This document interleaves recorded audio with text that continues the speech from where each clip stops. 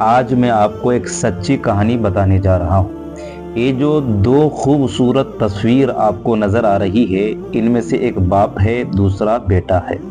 دونوں کے چہروں پر مسکراہٹ ہے، لیکن آپ کو یہ پتہ ہونا چاہیے کہ ان میں سے ایک دوسرے کا قاتل ہے، یعنی بیٹے نے اپنے باپ کو قتل کر دیا۔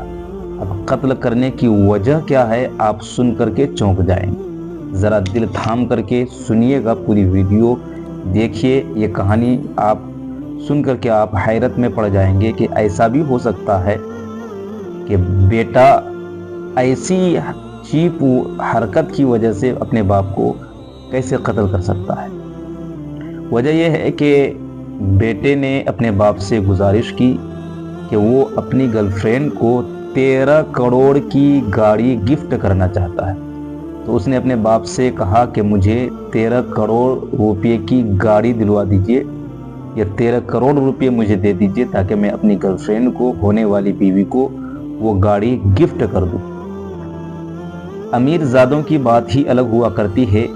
باپ نے کہا کہ 13 کروڑ روپے کی گاڑی، اور ایک ایسی لڑکی کے لیے جو ابھی ہمارے گھر میں آئی بھی نہیں، ہمارے گھر کا حصہ بھی نہیں ہے، اور اس سے تمہاری شادی بھی نہیں ہوئی ہے، کیا پتہ کہ کل چھوڑ کر وہ تمہیں چلی جائے۔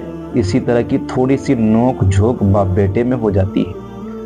بیٹا ضد پر اڑا رہتا ہے کہ نہیں، ہمیں تو دینا ہی ہے، 13 کروڑ روپے کی گاڑی اس کو گفٹ کرنے کا وعدہ میں کر چکا ہوں، آپ مجھے 13 کروڑ روپے کی گاڑی منگوا دیجیے تاکہ میں اس کو وہ گاڑی گفٹ کر دوں۔ باپ نے انکار کر دیا، لیکن باپ تو باپ ہوتا ہے۔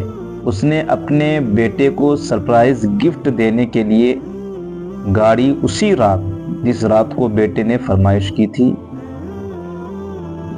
وہ گاڑی بک کروا دیتا ہے۔ لیکن بیٹے کو نہیں بتاتا، وہ سوچتا ہے کہ صبح گاڑی جب آئے گی تو بیٹے کو سرپرائز گفٹ دوں گا اور بیٹا میرا خوش ہو جائے گا۔ لیکن بیٹا اتنا نشے میں تھا کہ رات میں جو باپ بیٹے کے درمیان نوک جھوک ہوئی تھی، اسی کو بیٹے نے دشمنی میں بدل دیا اور کرائے کے گنڈے منگا کر کے اسی رات اپنے باپ پر حملہ کروا دیا اور اپنے باپ کو قتل کروا دیا۔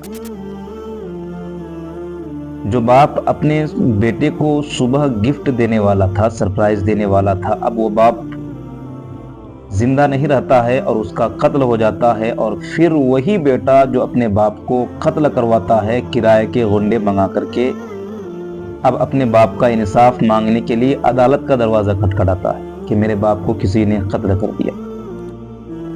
اب صبح ہوتی ہے، پھر پولیس کا معاملہ ہوتا ہے، جہاں سے اس نے گاڑی گفٹ کی تھی وہ گاڑی بھی آ جاتی ہے، کیونکہ پیسے اس نے پیڈ کر دیے تھے اس کے باپ نے، اور بیٹا بھی وہ چونک جاتا ہے۔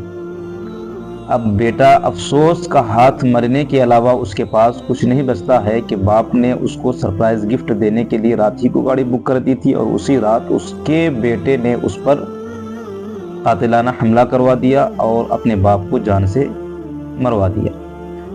تو امیر زادوں کی یہ حرکتیں جو وہ اپنی زندگی عیاشی میں گزارتے ہیں، وجہ اس کی یہی ہے کہ وہ اپنے گھر سے وہ تربیت نہیں پاتے ہیں جو تربیت اس کو ملنی چاہیے تھی۔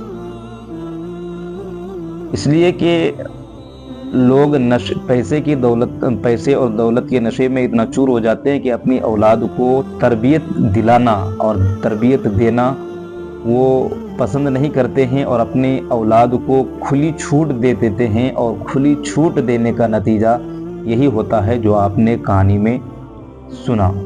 اسی لیے تربیت بہت ہی ضروری ہے۔ یہی باپ اگر اپنے بیٹے کو اچھی تربیت دیتا تو یہ نتیجہ نہیں نکلتا، یہ دن نہیں دیکھنا پڑتا کہ اس کا خود کا بیٹا اپنے باپ کو ایک اجنبی لڑکی کی وجہ سے جان سے مروا دے۔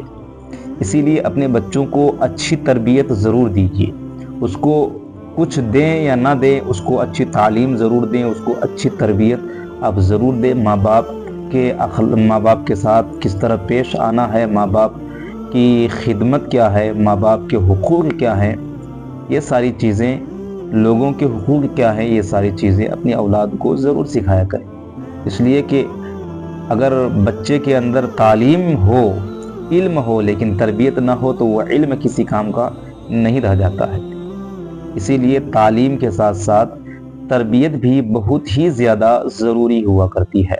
اسی لیے آپ اپنے بچوں کو وہ دن نہ دکھائیں کہ آپ خود ایسی چیزوں میں مبتلا ہو جائیں۔ بہت سارے لوگ ایسے ہوتے ہیں کہ اپنے بچوں کو صحیح تربیت نہیں دیتے اور بڑھاپے میں وہی اس کا بیٹا اس کو گھر سے نکال دیتا ہے۔ اس کا سہارا